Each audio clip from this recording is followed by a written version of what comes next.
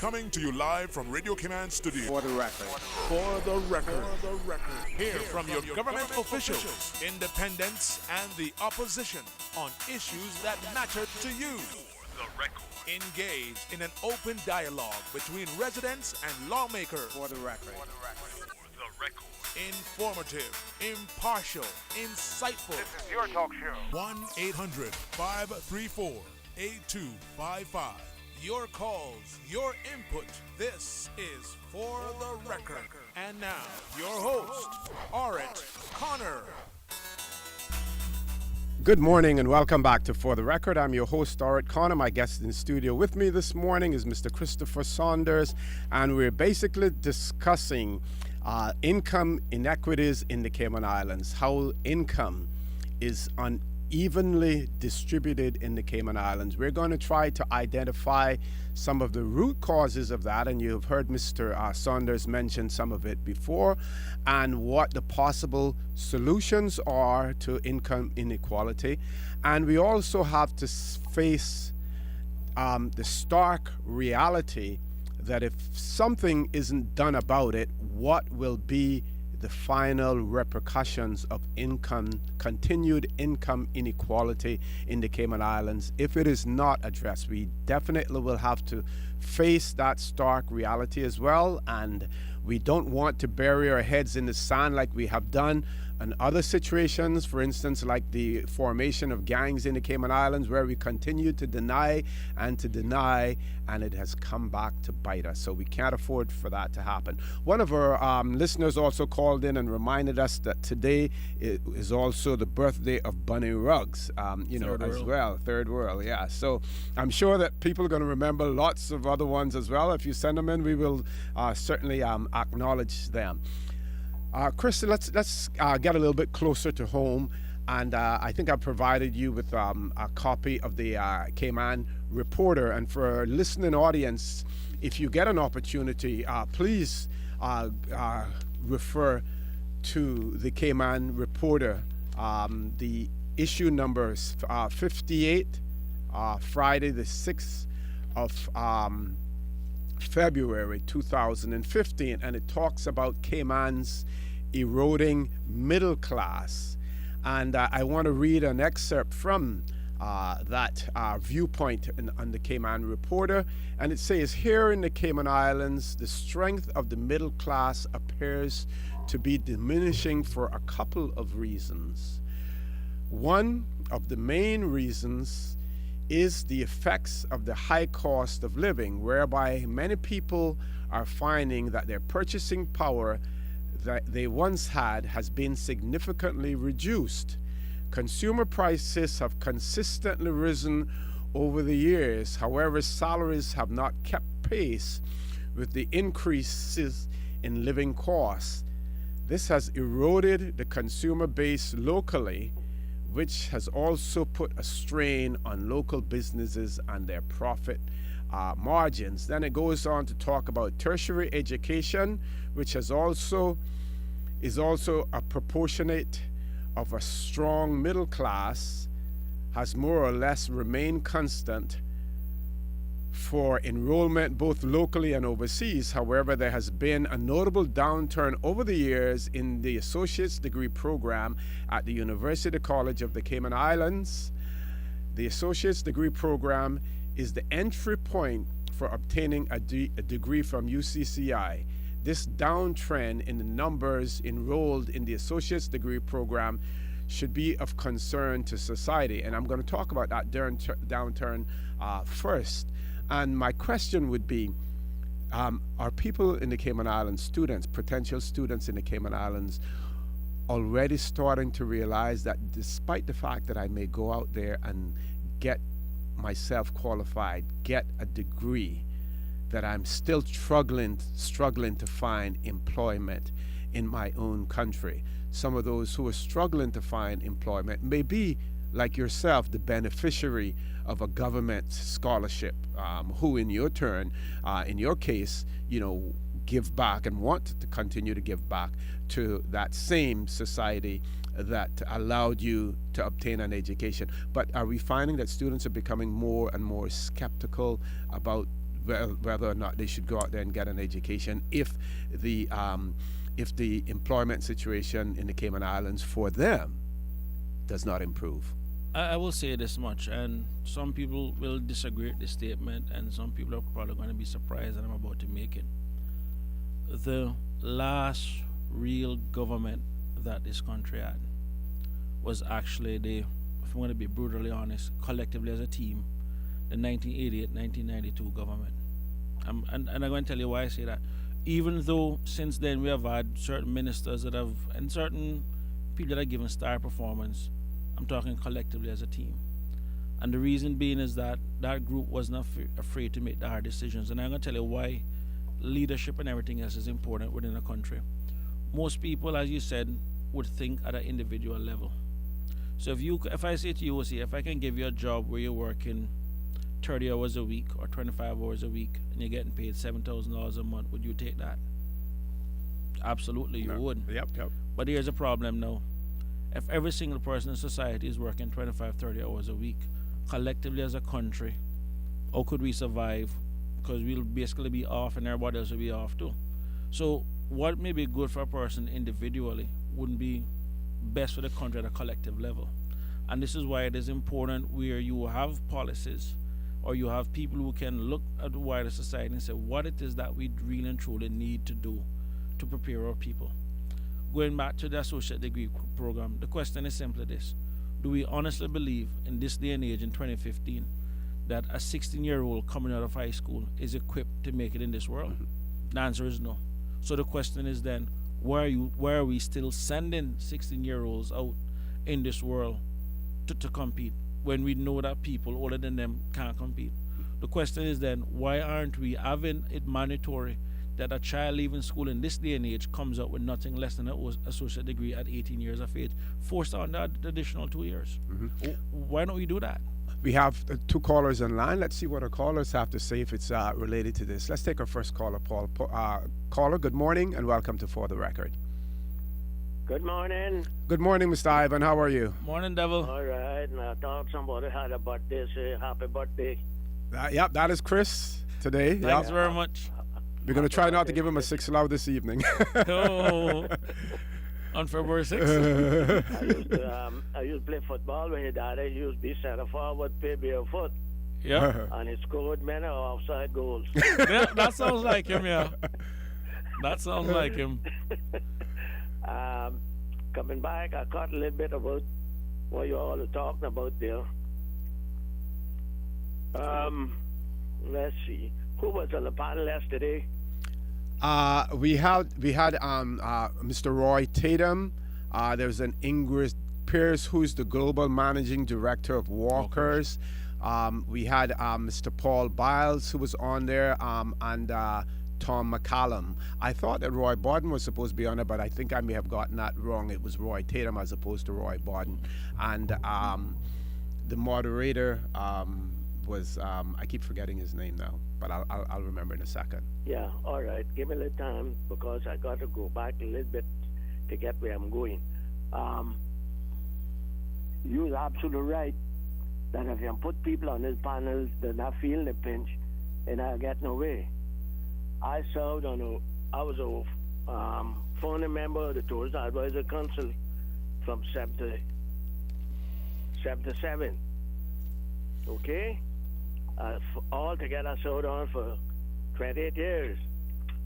I had to resign 3-4 years ago because of a statement one of those people on the panel made.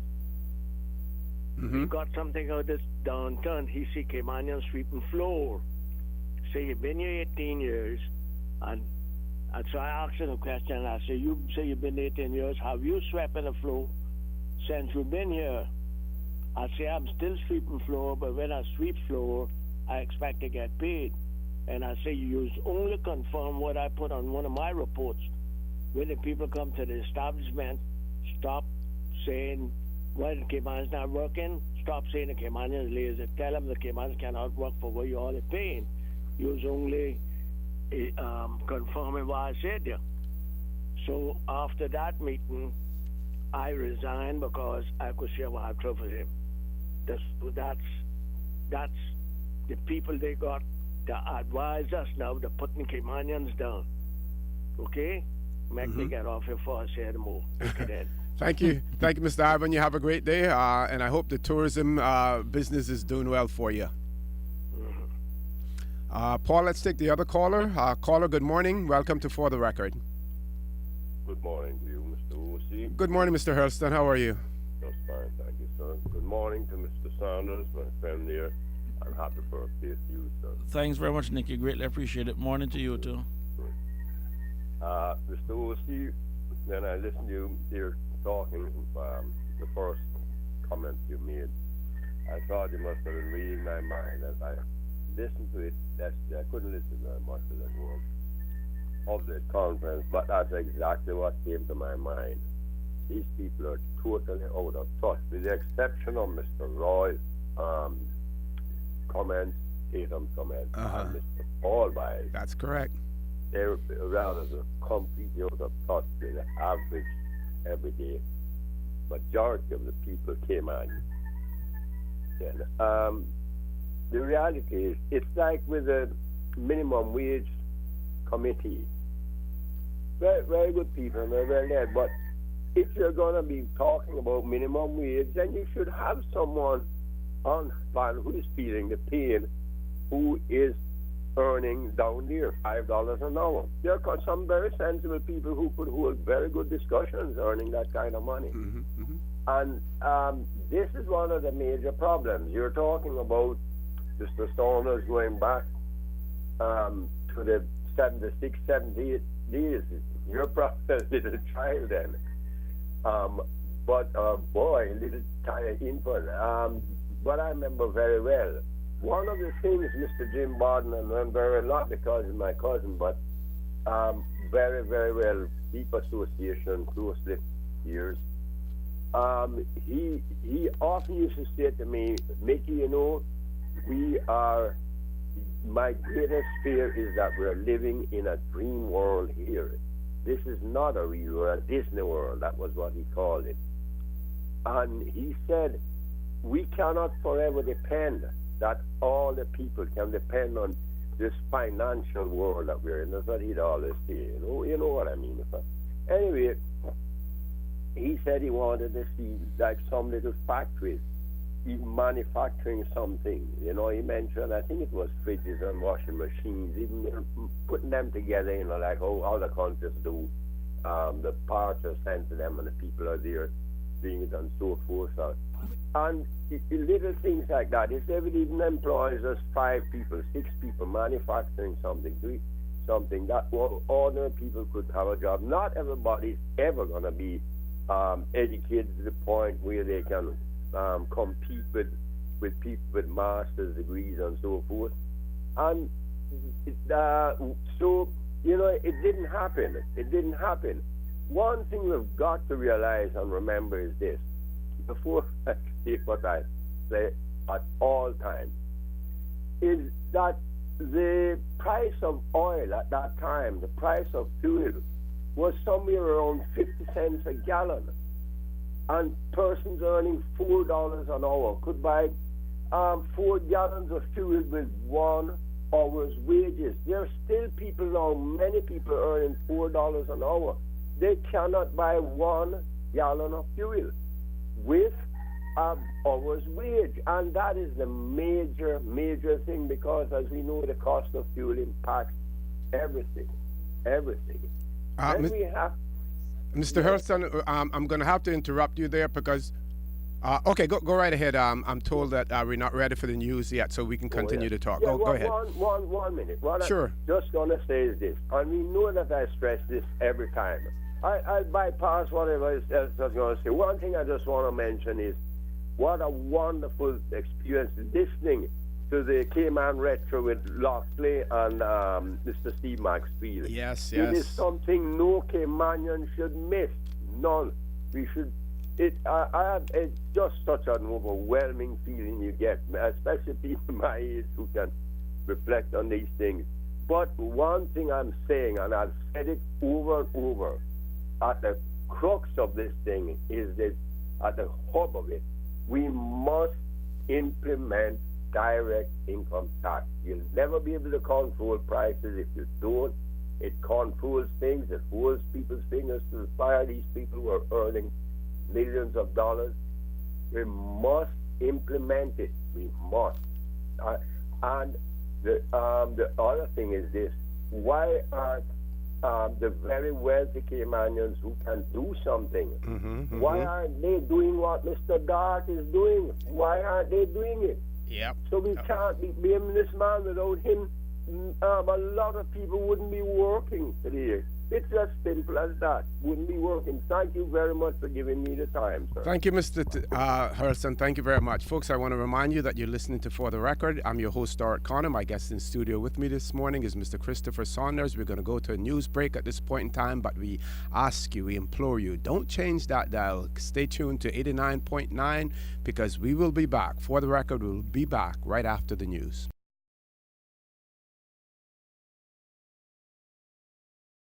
Good morning and welcome back to For the Record. We had a long news break there, and I want to thank you for being so patient while the news was being presented to you. Of course, our news is important as well here on Radio Cayman. We have about 10 minutes left in this discussion, and we want to,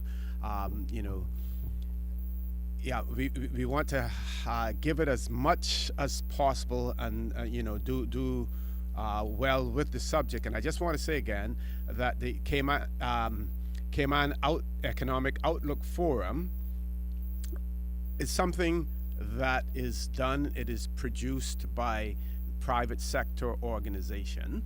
So they have chosen the topics, they have chosen their panel, but they also chose to have it aired publicly. And as a result of airing it publicly, we feel certainly that we're entitled to critique what was aired because it came in, I had to listen to it. I didn't have to, but I had it tuned in. And I listened to it, and as a result of that, it warrants certainly critiquing. And the panel discussion, really, this topic was, is the Cayman model sustainable?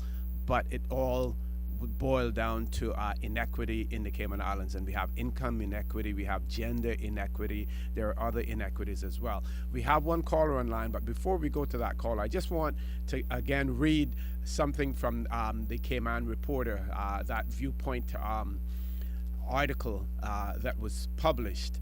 And it talks about, due to the economic challenges, there has been an increase in unemployment.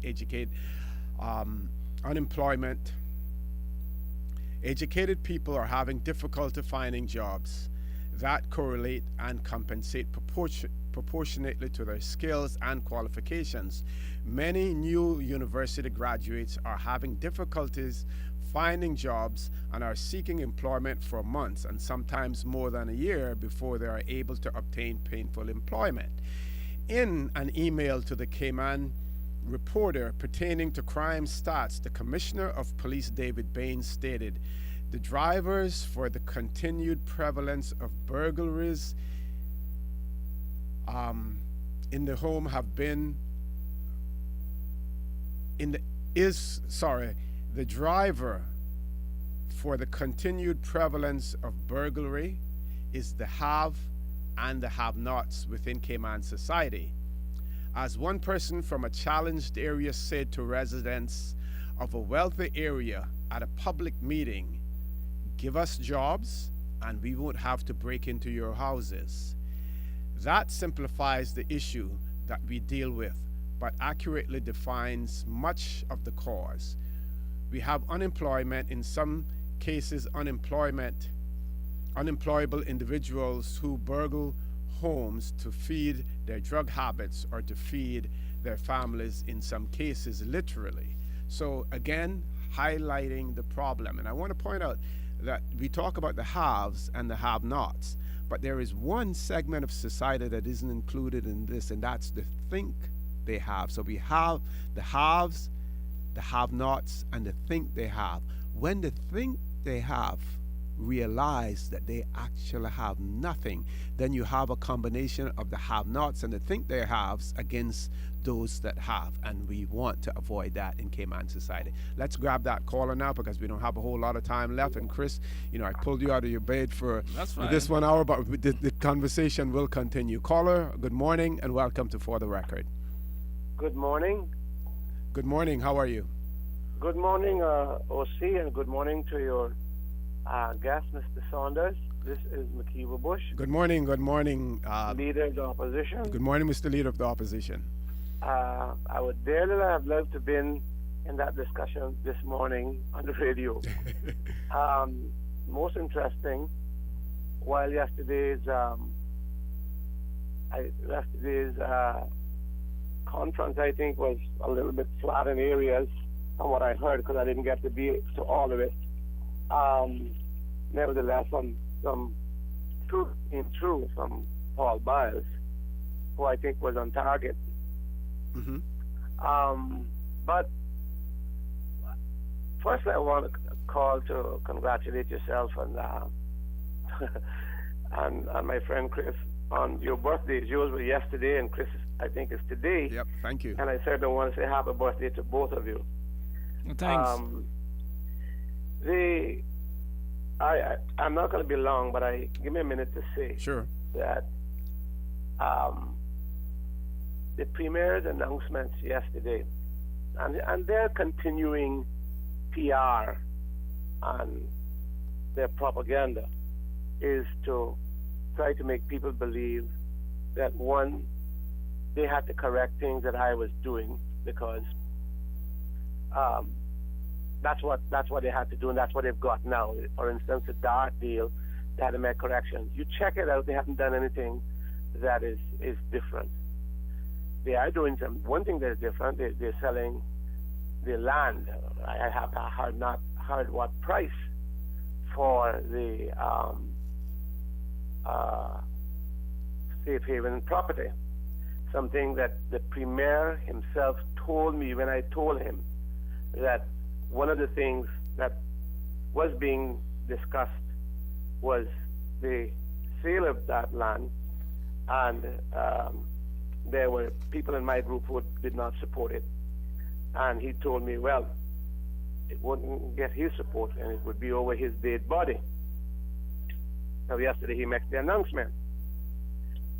Typical of the PPM and their administration and what they have been doing all the time. Everything that they have cussed me for, everything they have blamed me for is what they have been doing.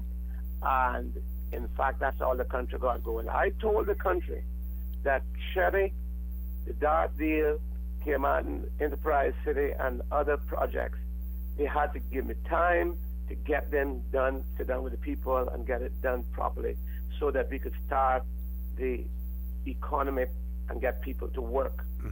And some of the things that I needed to get done, I needed to do it quickly, and that's why I asked the UK to allow me to fast track certain things. Of course, the UK said yes.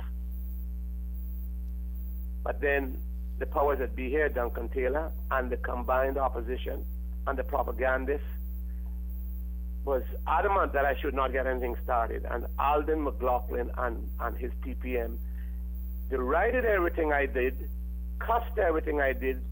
That was no good. That was bad for the country. UDP met under that power. All sorts of things those guys did. And all it done was to hurt the Cayman Islands. Now the deal, they're coming true. see, one, for instance, the road from A.L. Thompson's roundabout down to the Dart roundabout, when that was done in the 1990s by Truman and those, that was, the first deal was that government would pay for that, okay? To extend that to 4 lanes. 4 lanes, yeah. When we started to negotiate, we changed it that DART would pay for that. And DART would pay for any changes down in between DART and the next roundabout. Well, of course, DART had concerns with that piece of the road because DART was, that was right in DART door mouth, as we would say. But now they have come back. And remember, these are things that I put in place, and they can talk about it. When the people unravel those changes, they will see they make no difference. The only difference is that sale of that property.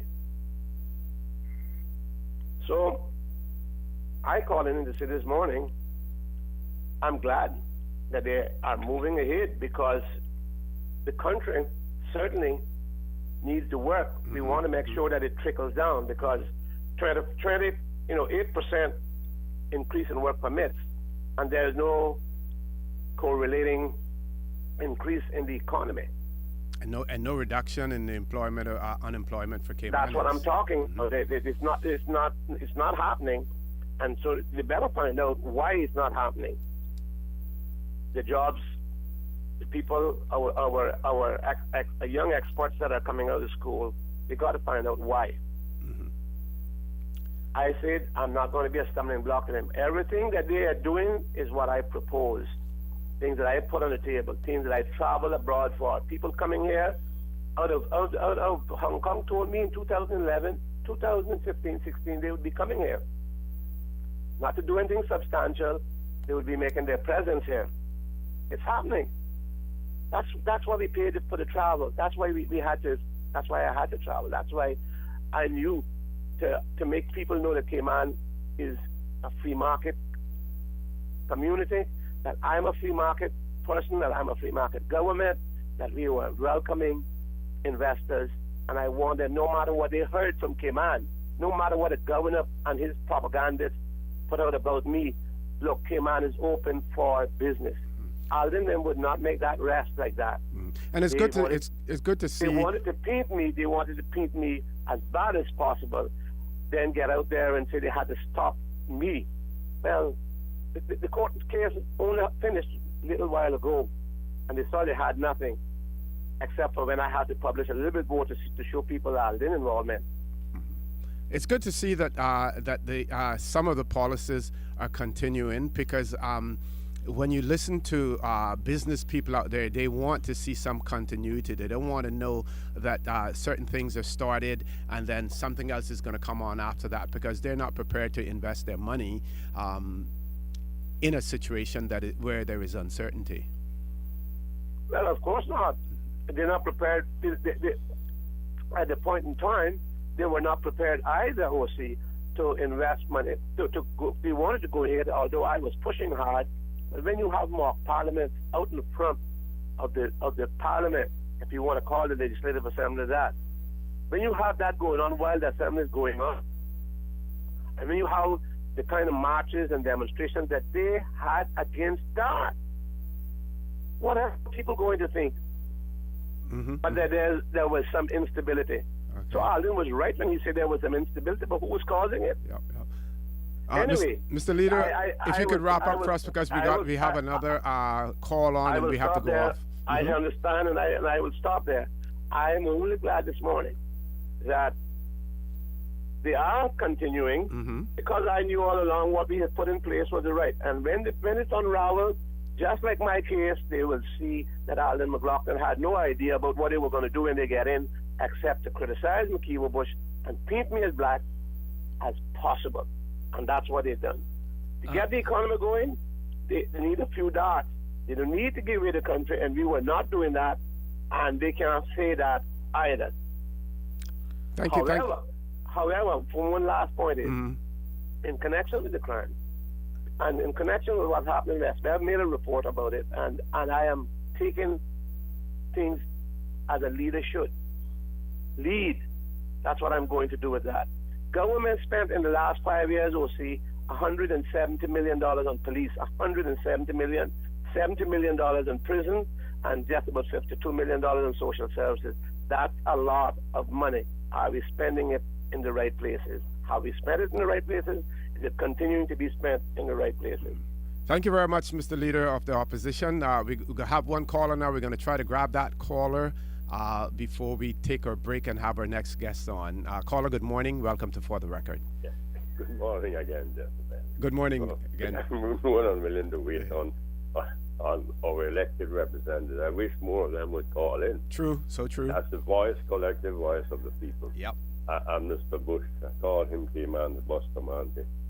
It is always in the medieval style that explains things. And quite right, and I'm so glad, the Premier, Mr. McLaughlin, is carrying on more or less rather than this endless thing of changing everything when governments new governments come into power and carry on with it. And it is the reality hits when you realize where you are at, as Mr. Bush is saying quite rightly. You're gonna have to give concessions to get big business to get business done here, because again, as I said, it comes back. One of the main things is our system of tax collection, which is 99% consumption-based. Consumption-based taxes means one thing and one thing only: more is better.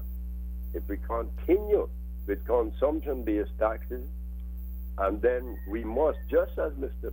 Chris Saunders was saying, and happy birthday to you, Mr. Woosey. I didn't know it was your birthday. Thank you, sir.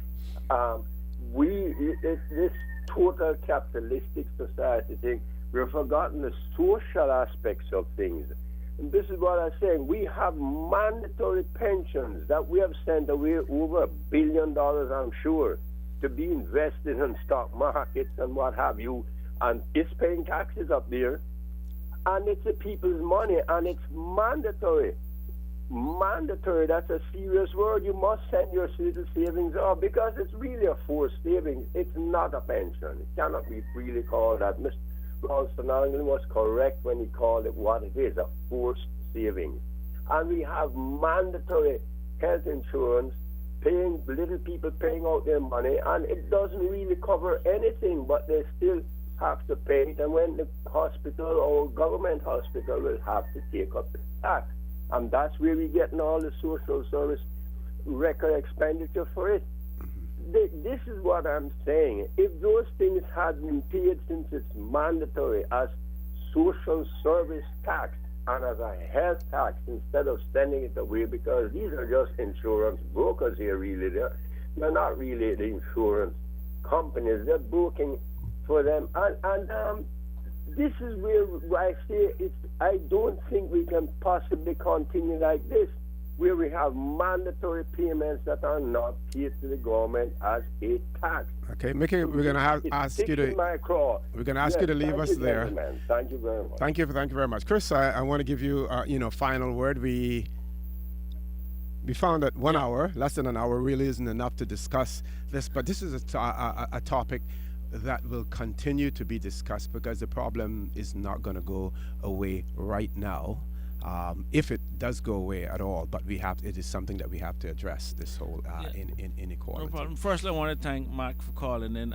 listening to him. Always enjoy listening to him. Sometimes I wonder if PPM does stand for either poor people mistake or people provoking McKeever. I'm not sure. But one thing I will say, and going back to what I was saying before, is if we start pushing this whole income inequality thing, we're going to start creating another social issue in Cayman that's going to divide people. I mean, this is, it's a nice blame game and something nice for politicians to push. It sounds popular. There's a lot of data you can get to tell people your lives are miserable and it's because of those rich people. No. It comes back again to income mobility and creating opportunities for Caymanians. That's really what it comes down to. And what has been lacking more than anything is that the opportunities that were available for Caymanians are no longer available for Caymanians. And the good paying jobs that were available to Caymanians aren't pretty much available to Caymanians anymore. One of the things, and I will say this over and over, what we have in this country is runaway capitalism. We are running a market system, and we do not have the safeguards in place to protect the consumers and to protect the workers. I give you a case in point. Going back, as I said earlier, in the market system, the two basic tenets is demand and supply. And what we have right now is the supply side of labor. 55% of it is controlled by employers via the work permit system. That is one of the most destructive elements we have in Cayman right now, because it distorts the market system. And as a result, an employer can say, I'm going to pay for this particular price at this job. And he knows if he holds out long enough, he can bring in some poor person from a developing country that is qualified, that will just looking for some step up, that will work for that price. And they can't survive in Cayman on that. Where do you think we're going to get with the minimum wage, or what some people are advocating for, which is a living wage? You think what success you see? The reality of it is, it's not going to help. And let me put the minimum wage in context for people. In the United States, the minimum wage can work, and I'll tell you why. They have a tax system. What's a revenue the government basically taxes on income in the states. So, for example, the companies, they pay minimum wage. That's an expense to them. That's tax deductible. But for the employee that is actually making that money, the government taxes them instantly in terms of on their earnings.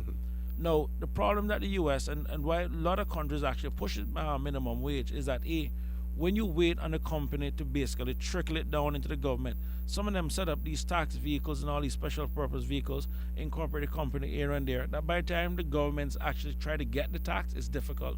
So if they can put more of the money inside the people's hands and they can tax it instantly, it is more tax efficient for the government to take it directly from the people than wait for it to trickle into the company's bottom line. So for their tax system, of course they'll always push a minimum wage because they'll be getting more taxes on it.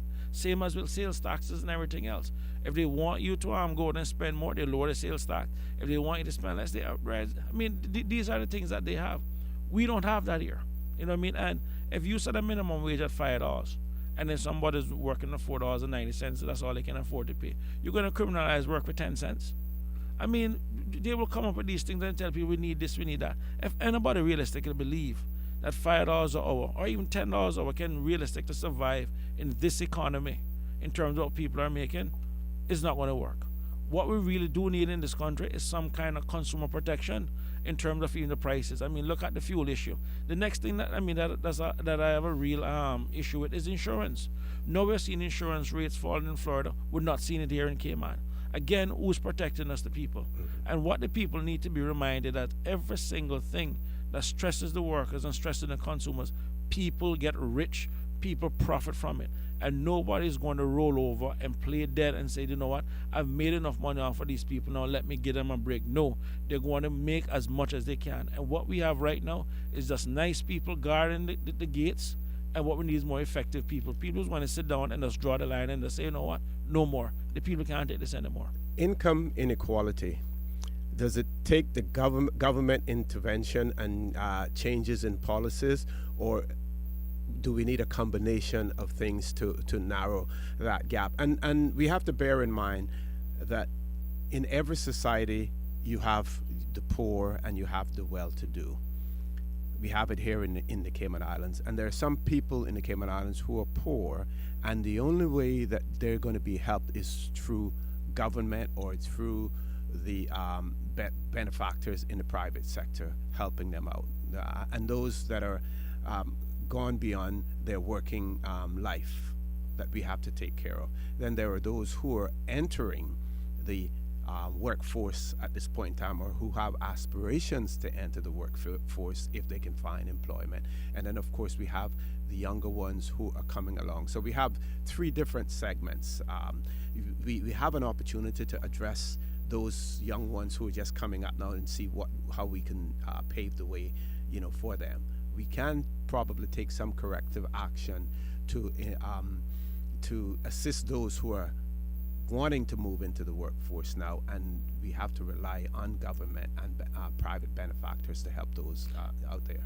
The thing about it, when we say government, people like to think of politicians. The government is actually we the people. Yeah, we the people. And it really takes we the people to address many of these issues. In some situation that I do have a problem with is that people I grew up in Georgetown with, they were poor, and their kids have continued to be poor. All of my grandparents were poor. I can say that. But over the years, I have my grandmother, 9 kids. One of them, George McCard, being college educated and everything else. So at his level, right above my level, just maybe one, and I know a couple of my aunts and even my old lady, they went to ICCI and they try to better themselves on the academic front. But that's the previous generation. At this generation right now, start with my family, look at my cousins. My family alone is 5. Look at my cousins, probably about another 10. So 1 at one level, 15 at this level, and I can almost guarantee you that every one of my nieces and nephews and my kids will all be college educated. It's going to take literally a gradual step. It's not going to happen. From centuries ago, we have had rich and poor. And if anyone believed that income inequality is going to go away, it's not going to happen. What we need to make sure that we maintain is income mobility. For us Caymanians to start one place, I mean, I love Bordentown. Bordentown is the middle class, the middle class capital of the Cayman Islands. We have literally every single person from every district moving into Bordentown, similar to us what we did 31 years ago, moving into Bordentown to make a better life. That's what Bordentown represents. Bordentown, if anything, I would say, is really the nucleus of what the Caymanian dream is about. You know, our kids having a better life than our parents. And that is what it is that is really on attack at this point, and that's what it is that we need to work on. So it's not about what it is like blaming somebody, but what it is that we can do individually to help everyone up, then collectively we'll be better. Going back to the point I said earlier, if you can get a job working 20 hours a week paying you $10,000, sure, anybody would take it. But across the entire country, they believe everybody working 20 hours a week is going to be good for the country? No. And that's what we need more of. Chris, anyway, I know you got it. I want to thank you for coming on your birthday to discuss this topic. And like I say, the conversation must continue on this because it is something that we have to find some amicable resolution to it, you know, for there to be peace and harmony in the Cayman Islands. And I just want to say one more thing in terms of the organization of the Cayman Outlook, Economic Outlook Forum and the panel discussion. One of the persons that I would have thought we could have had on that panel, and sometimes people don't want to hear the cold facts, but you know, our noted sociologist, Dr. Frank McField, even though he's not residing here in the Cayman Islands now, but elsewhere, I'm sure that he would have welcomed the opportunity to come and be on that panel because we need someone coming from that perspective. Of course, people may think he's a little bit too radical, but sometimes you have to hear radical things because you can't just satisfy yourself with the good things. We know when we do that, what happened. We know when we denied that there were gangs in the Cayman Islands and we tried to sugarcoat everything, what happened. So that's it. Folks, I want to remind you that you're listening to For the Record. I'm your host, Dorit Connor. My guest in the studio this morning for the first portion of For the Record has been Mr. Christopher Saunders. We're going to take a break now. When we come back, we're going to have people from the Brain Tumor Foundation talking about brain tumors in the Cayman Islands. So please keep the dial tuned to 89.9 Radio Cayman. Stay tuned. We'll be back shortly.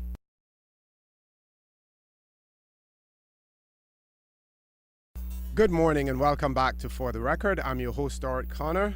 My guest in the studio for our second half of the show, we have Ms. Brenda Archer, who is the president of the Brain Tumor Foundation of the Cayman Islands.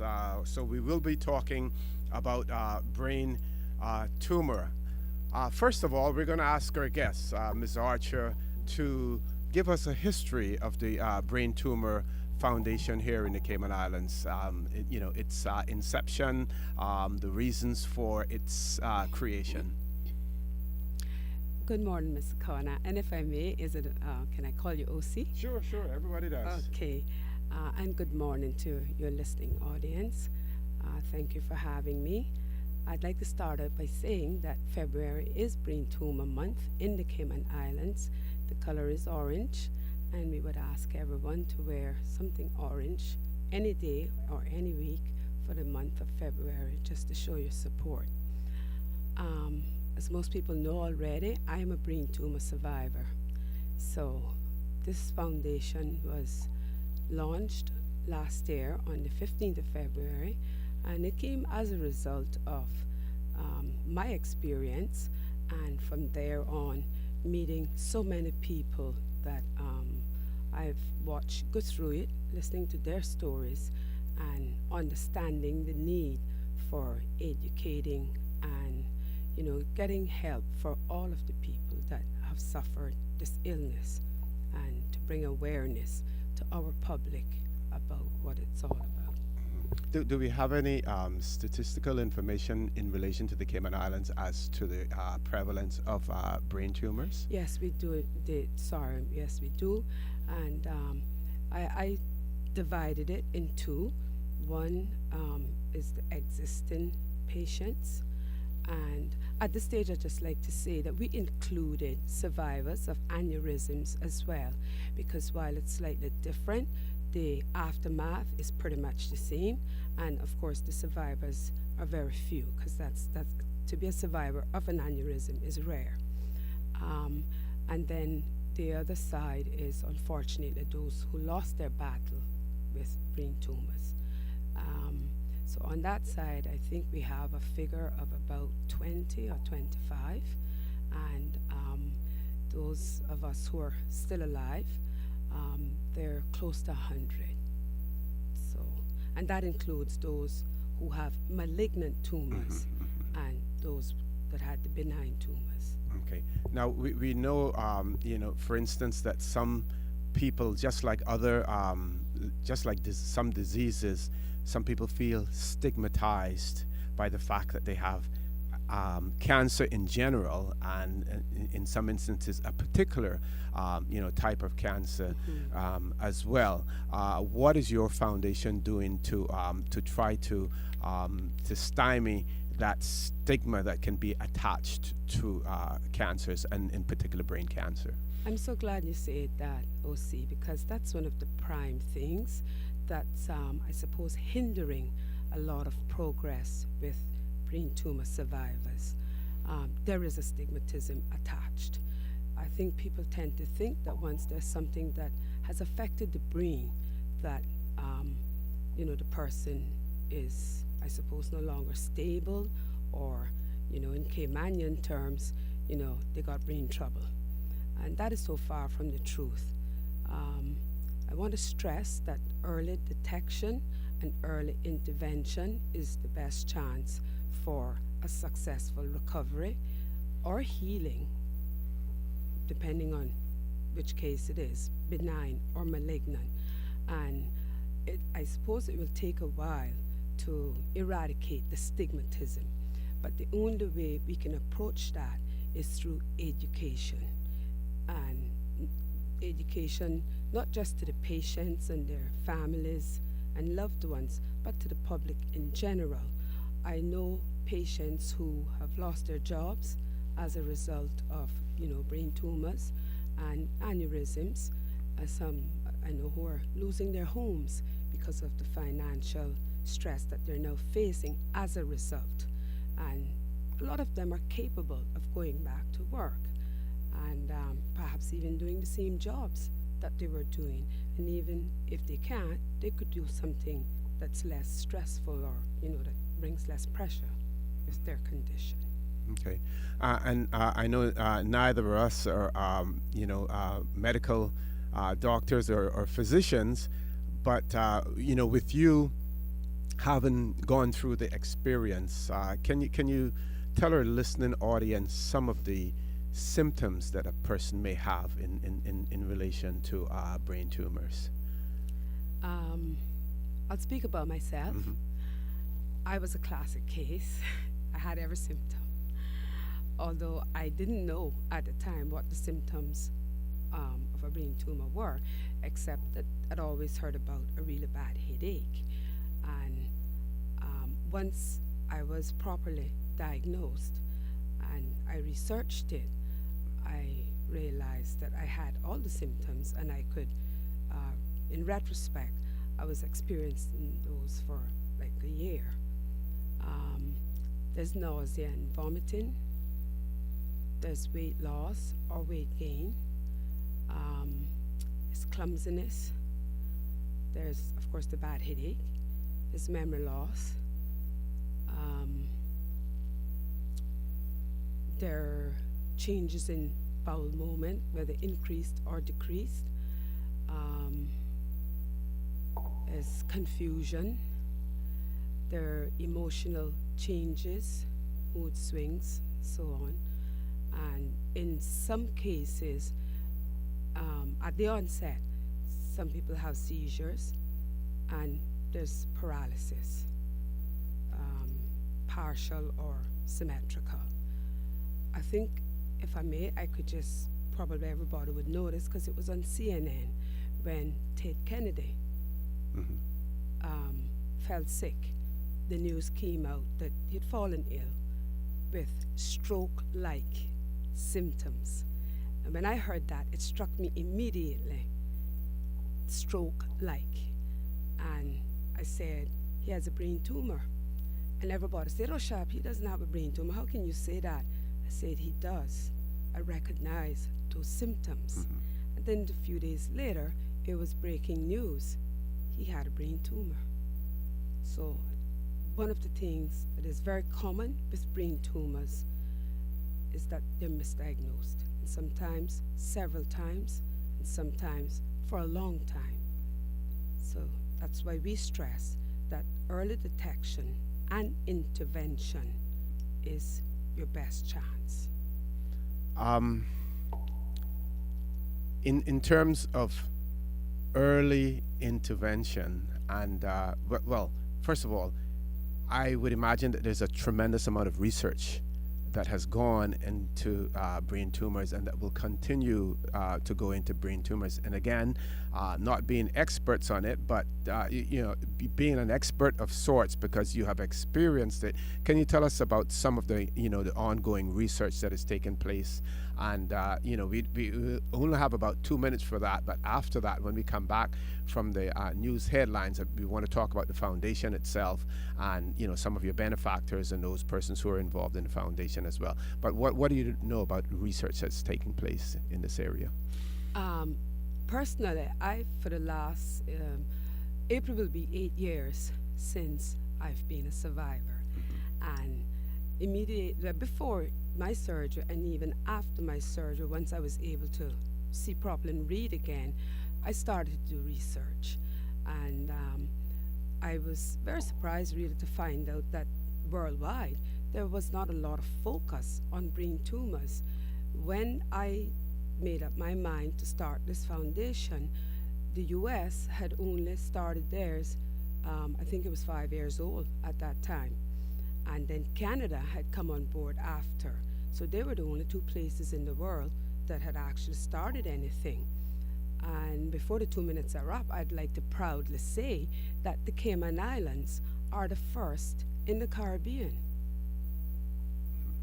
I'm reading something here, and it says that some tumors have no symptoms until they are quite large, and then cause a serious rapid decline in health. Yes. Do we know anything about the survival rate of those with the large tumors, large brain tumors? Okay. I'm not a doctor, OC, but because of my knowledge and research, you have different kinds of brain tumors. They're named actually, and they're named based on the area of the brain that they're found. Some brain tumors, whether benign or malignant, are inoperable. I know some patients who have benign brain tumors that are inoperable, and because of where it is very obvious that they have problems going on. And in some instances, as your information just said, I don't know particularly with those, how long it took them to experience any symptoms. But what they did find out is when it was found, the tumor was large. And it wasn't inoperable just because of the size, but because of where in the brain it is. Okay. Folks, I want to remind you that you're listening to For the Record. I'm your host, Orrit Connor, and my guest in the studio with me for the second half of our show is Ms. Brenda Archer, who's the president of the Brain Tumor Foundation of the Cayman Islands. Please stay tuned. We're going to go to headline news, and after headline news, we will be back.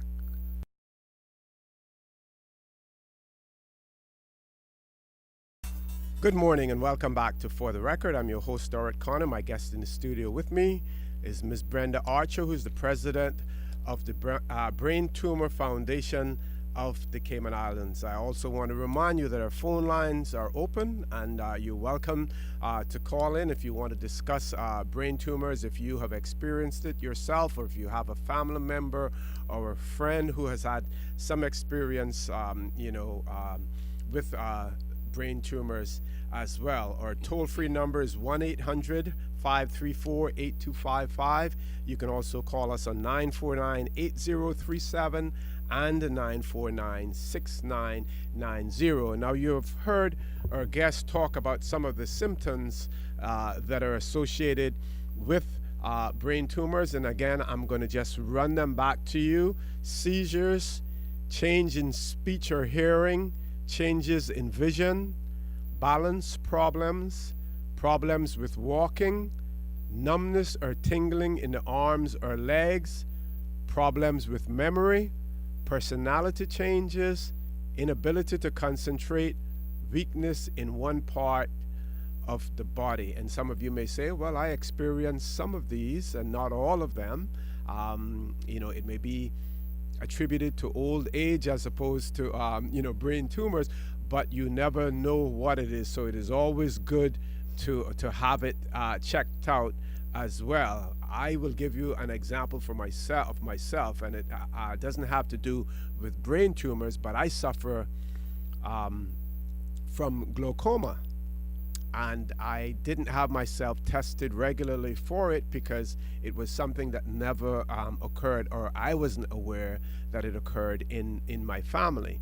And when I came to the realization of it, it was almost too late. So I'm at the stage now where I'm taking medication, but it is only to retard the onset of blindness as opposed to preventing it at this point in time, because I can only now try to control, what happens with it. So it is good to check these things out early as well.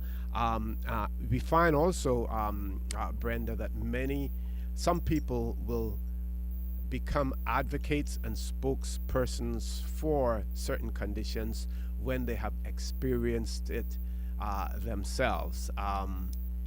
In your case, you've experienced it, so you've gone ahead and founded the foundation. Can you tell us some of the other players who are involved in your foundation? We have a board of 6. We have Albert Anderson. We have Elizabeth Carter, also known as Lisa. Elizabeth Daniels. She was Carter. Yeah. We also call her Lisa. We have Pat McFeel, who many may know that she lost her mother to a brain tumor. And then we have Samuel Young, and we have Sandra Parchman. I'd like to touch on something since you brought up the word, because it is very important. Last year, on the 20th of February, the Compass did an issue, or printed an issue, where they'd done a telephone interview with me, and they misquoted me in that issue. So I just like to say to anyone who read that issue that when they misquoted me in saying that early detection and prevention, the word prevention should have been intervention, because unfortunately there is no prevention for brain tumors, not yet anyway. And that's why the education part is so necessary. One thing that you can add to the list of symptoms, which I suffered from terribly, was I was very lethargic. I would sleep forever if someone didn't wake me up. And I mean, that was sort of like at the maximum stage.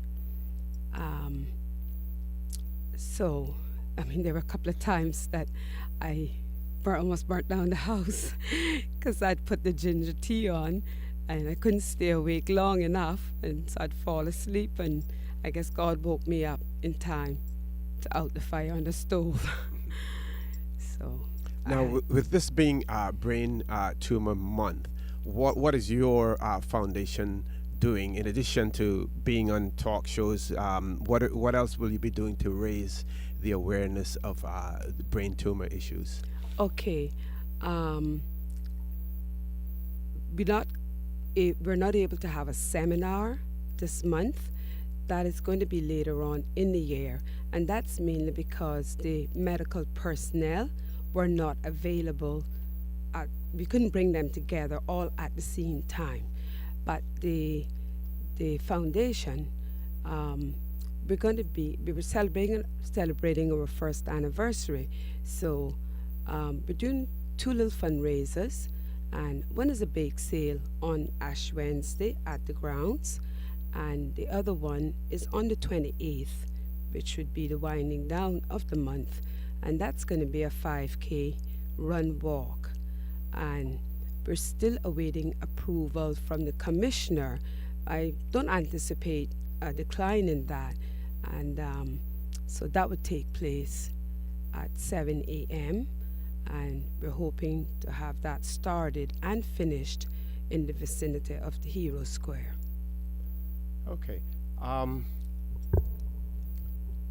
I know that there is a Professor Crandon Yes. who is involved, with your foundation as well. Can you Yes. tell our listening audience something about Professor Crandon and what he's doing? Okay.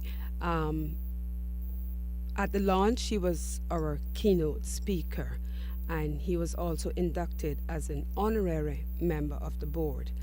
And Professor Crandon works out of the West Indies, the University of the West Indies. Gosh, I don't have all of his initials. Bio. I don't have his bio in hand, but I can tell the public that Professor Crandon did my surgery, and I chose him over the rest of them for many reasons.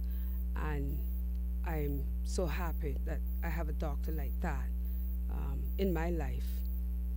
He will be attached to the foundation. He will be here later this month, and I already have a booking for him on your afternoon show, and I'm hoping that you'll be able to accommodate him because he'll just be here for the weekend. There are other patients on the island that he's done surgeries for as well, and perhaps they might, like to have a word with him. He was a hit at the launch. Everybody was just tuned in to listening to what he was saying, and although he was the chief surgeon who did my brain tumor, I'd never had an opportunity to hear him speak. So of course I was anxiously awaiting, and I must tell you that I have a knack of zoning out, as I call it. So I just tuned into him because I wanted to hear every word that he was saying, and it was most enjoyable. He was well received by the audience, and of course we had spouses there, family members there who had lost, their loved ones, and they were anxious to speak to him afterwards. One more question about your foundation. Do you have a patron for your foundation as well? Someone who's the face, the head, of the foundation itself, like a benefactor. Let's say, for instance, in the Scouts organization, not only is the governor the chief scout, but also the patron of the Scouts. I would say, to be correct at this stage, no. But now you've given me a good idea, and so thank you for that. But on that note, I would like to say a big thank you to Cayman National. They came on board with us at the very beginning as a sponsor, and very recently we got a second sponsor, which is Trinke Medical Services. And I'd just like to elaborate on the importance of that sponsorship. Being a medical facility, and with our ultimate goal, the foundation's ultimate goal, that takes us a few steps closer. They already have a resident neurosurgeon, and unfortunately he couldn't be here this morning because he just did a recent surgery, so he's monitoring the patient. And so with that, they were assisting us from the very beginning, and finally they said, let us know what we can do. I said, well, let's talk, because I know we needed sponsorship. So I asked them then if they would come on board as a sponsor. And it's important to know that sponsorship is not just financial. Sponsorship can be in many different ways, and this is an important sponsorship for the foundation, because through them it opens many gateways, and they already have a physical facility. So along with them, we'll be able to bring the other medical personnel and they'll already have a place they can work from or a meeting place, and in conjunction, we can do the seminars that are necessary. Okay, thank you for that, folks. I want to remind you that you're listening to For the Record. I'm your host, Orrit Connor. My guest in the studio with me is Ms. Brenda Archer, who's the president of the Brain Tumor Foundation of the Cayman Islands. I also want to remind you that our phone lines are open. If you have any questions, any queries, any observations, please give us a call on our toll-free number, which is 1-800-534-8255. You can also call us on 949-8037 or 949-6990. We're going to take a quick break now, and when we return, we will be on the last 15-minute segment of the show. Please stay tuned. We'll be back shortly.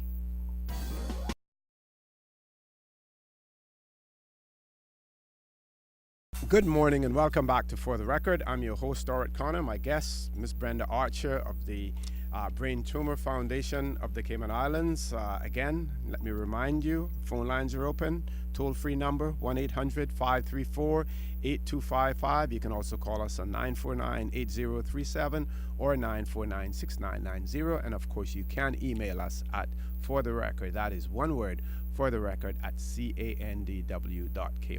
Now, we're talking about brain tumors. Neither of us are medical specialists, so we're relying on Ms. Archer based on her experiences. But we also want to focus on the foundation itself here in the Cayman Islands. What is it's doing here in the Cayman Islands, some of its partners and everything. And Ms. Archer, Cayman Hospice Care features prominently in the Cayman Islands when it comes to aftercare for cancer patients. Can you tell us of your experiences, your organization's experiences with Cayman Hospice Care? But we're only a year old, and so far we have not had to use the hospice. Since the inception of the foundation, I think we've lost 2 patients, and they had family who preferred to take care of them, so we didn't have to call the hospice. But you are right, the hospice will be very involved with the foundation's patients if and when it's necessary, because we know what they do, and in many cases, most unfortunately, brain tumor patients, for some reason,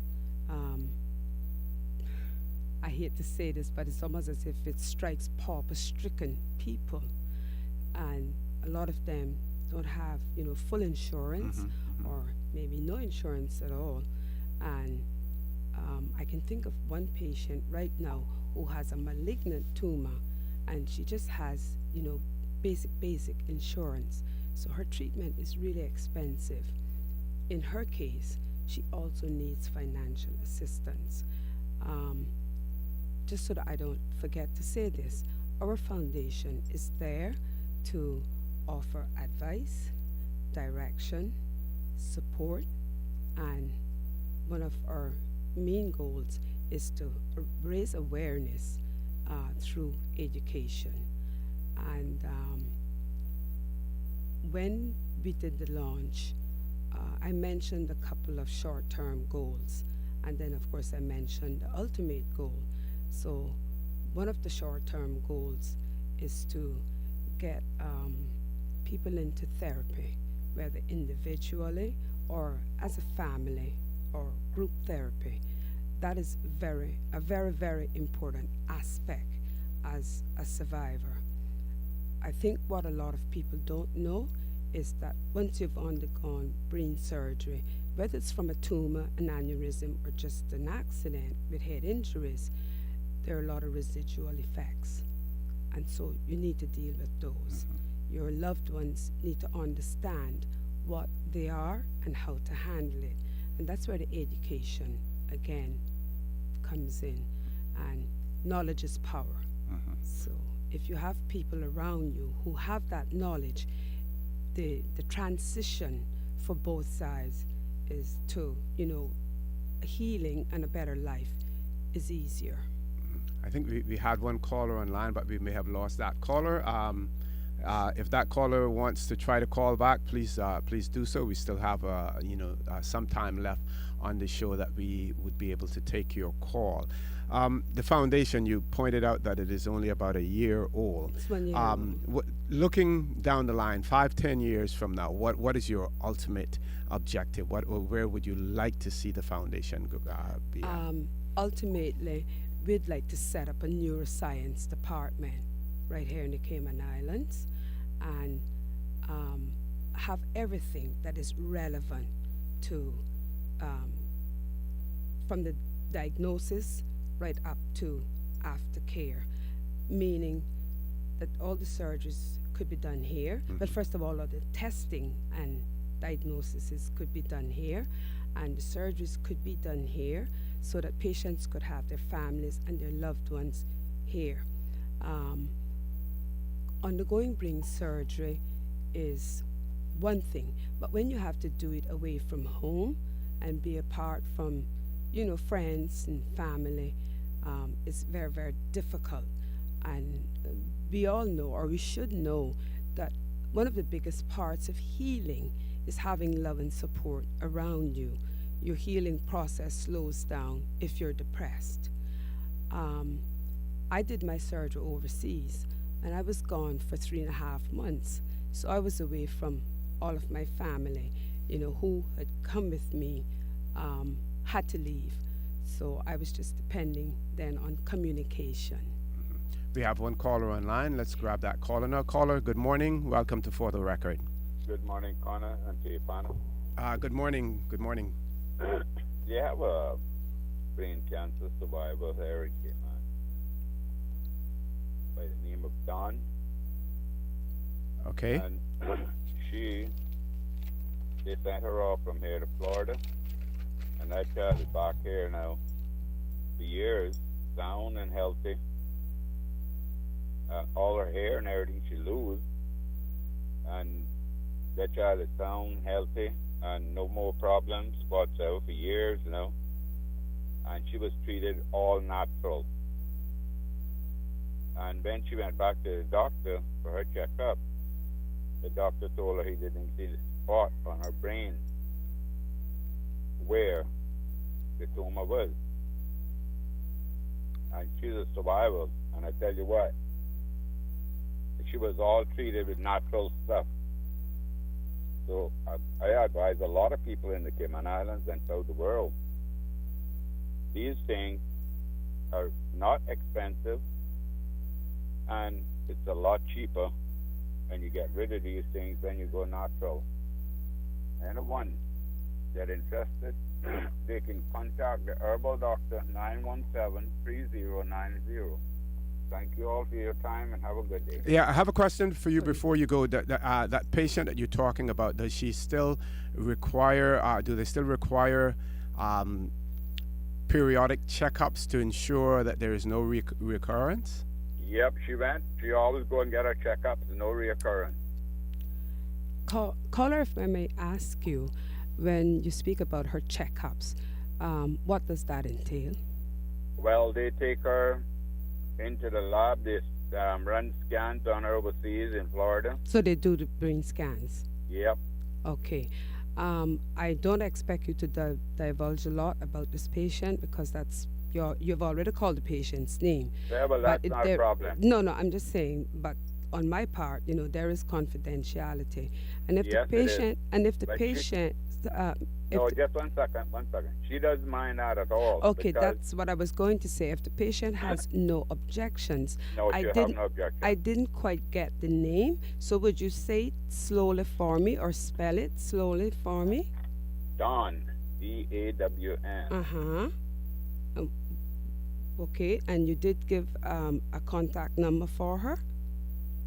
Her number, I will have to check my phone and give you all a call right back. Yeah, and you can give it to Paul, and he will convey that to Ms. Archer afterwards. Not a problem with that. Any more questions for him? No, that's all. Thank you very much for calling, sir. Thank you. The way I look at it, the natural way is the best way. No side effects, no after effects. And it have been all tested in the United States, and treatments have been going on. That's it. For all different type cancers. I'm not going to argue with you about that, sir, because I think that's a matter of opinion, and that's a choice that has to be made by the patient. So I am not going to advocate that. Yep. Okay? I understand all of that, but confidentiality, but this person that I named before doesn't mind it whatsoever. No, I understand that part too. I am just saying, and I speak on behalf of the foundation and myself, that that is not something we're going to advocate versus seeking other medical treatment. As I said, if a patient is diagnosed, that patient has the choice to make any decision that they deem fit for their particular case. And all or most brain tumors are sometimes very unique. So what might be good for one necessarily isn't good for the other. Well, sweetheart, I've been working on many others right here in Cayman that have sent off of the island for operations to treatment, and it have been working on many others and many different cancers, breast cancer, brain tumors, lung cancer, and all these kind of things. All natural. I'm happy for that survivor. I'm always happy to meet the survivors.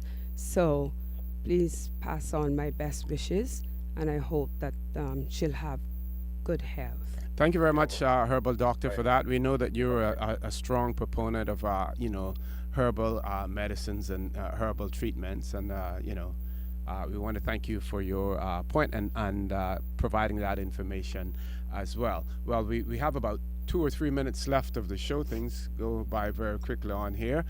Ms. Archer, I want to give you an opportunity for any wrap-up and any closing remarks, anything that you want to leave with our listening audience. Thank you, OC. I would just like to say that shortly after our launch of the foundation, we were contacted by the IBTA, that's the International Brain Tumor Alliance. They were very impressed with what we had done for a very, small island and population, but a high percentage per capita of brain tumors. They did not recognize the aneurysm part because they specialize in brain tumors. So what they did was they did a publication on us, which was a big hit because now we're known worldwide. This magazine goes to, including Cayman and Jamaica now, to 111 countries in the world. And we don't get any financial assistance from them, but what we do get is the medical personnel.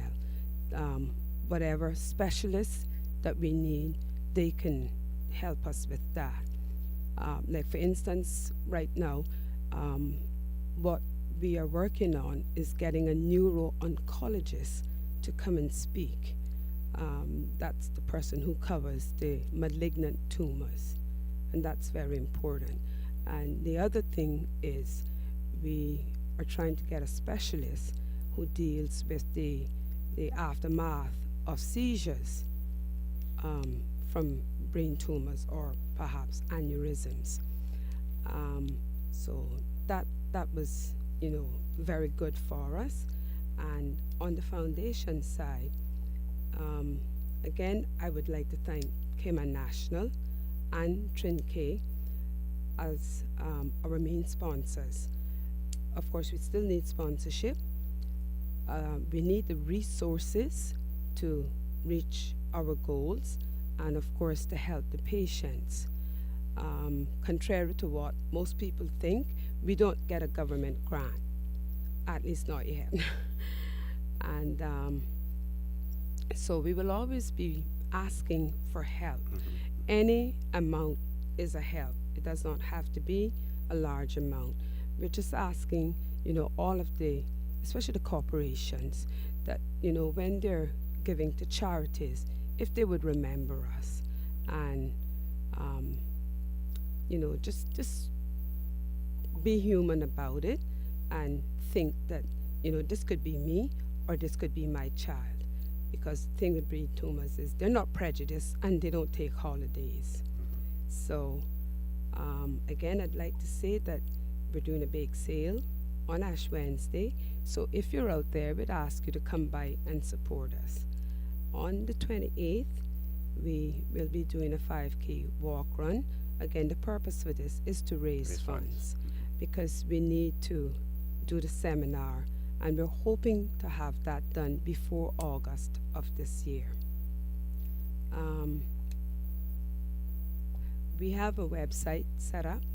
Before I go to the website, let me just say that registration forms for the 5K walk are available at Trinke Medical, and that's at Cayman Bay, at Arabas in Georgetown, Island Photo, and that's at Airport Center, right next to Foster's, and Walkers Road, Texaco, Credit Union, Beacon Furniture, Cineco, and Tortuga Rum locations. If I could just share something before I go onto the website. Okay, we've got to speed it up a little bit. Okay, well, let me get out the information then. We have a website, and that's www.btfcaymanilands.com. We are on Facebook. It's Brain Tumor Foundation, Cayman Islands, and the forgotten is a part of our name. So, and obviously that came about because it seems that the patients are forgotten, and that was one of the reasons that the foundation was also started, because we need to remind people that we are here, we exist, we're functional. We don't want to be stigmatized. I just wanted to say that one of the most recent aneurysm survivors contacted me this week, and we spoke to each other. That's a wonderful experience. Like I said, therapy is very important, and if you cannot afford therapy, please call us. We're willing to assist, and if you don't want to do it that way through a therapist or a counselor, I would encourage you to find another survivor, talk to them, because when you exchange experiences and stuff, it is a good support to both, and that is also sharing knowledge which you can pass on and the other person can pass on. I always like to say that my scars only show where I've been. They don't dictate where I'll go. And I'd like to leave those words with any survivor, and just ask them to think about that. If there's anyone out there who has been affected by brain tumors or aneurysms who haven't contacted us yet, I would urge them to do that. If they have access to a computer, they can send us an email, or they can call. The number is 916-1811. And please be assured, all information, all names are confidential. We are bound by that confidentiality, so don't let that stop you. Only the patient can waive that confidentiality. And access to your website, what's the... The website is www.btfcaymanilands.com. Okay. I've done a little bit of research here, and I found something on Professor Ivor Crandon, CD, MBBS, DM, neurosurgery, FRCS. He's a professor, Professor Ivor Crandon is the head of Department of Surgery, Anesthesiology, Radiology at the University Hospital of the West Indies, Mona, Jamaica. Is the holder of the Order of Distinction in the rank of Commander, CD, awarded by the government of Jamaica for his services in the field of medicine, as well. So I just wanted to add that to it. Folks, I want to say to you that you've been listening to For the Record. I've been your host, Dorrit Connor, and my guest on the last portion, or the second portion of For the Record, has been Ms. Brenda Archer, who is the president of the Brain Tumor Foundation of the Cayman Islands. We've been talking about the foundation itself, about brain tumors, the portions of it that we could contribute and that she could contribute to based on her experiences. I also want to remind you that we are our brothers and our sisters' keepers. There is always someone out there who's less fortunate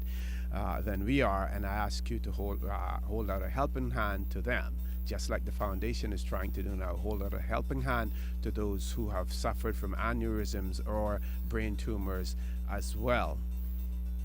I also ask you to think not of those who want, but to think of those who need, and there are many in our society who need. I want to again thank you for joining us on For the Record, for allowing us into your homes, into your vehicles, and into your offices. I say to you, have a great weekend. Join Sterling, Dwayne Ebanks this afternoon for a talk today on Radio Cayman as well, and continue to listen to Radio Cayman, your radio station in the Cayman Islands. Have a great weekend. Stay safe. God bless.